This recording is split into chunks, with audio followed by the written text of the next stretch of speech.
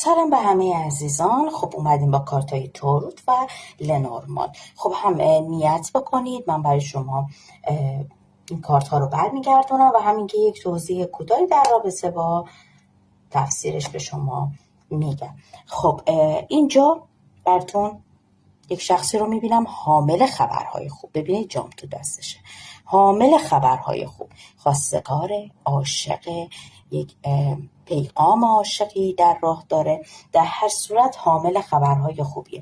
اگر بین شما و شریک احساسیتون قهر و جدایی باشه، به واسطه همین کار برگشتشو داره به ما نشون میده. و از یک طرف دیگه اینجا موش داده. موش یک آدم آبزیرکاییه، یک آدمی که داره توی این رابطه، توی این مسئله‌ای که شما و ذهنتون رو مشغول کرده داره موش میدونه. این نگران نباشین، اینا همشون حل میشه، چون این شخصی که میتونه پس همه چی بر بیاد.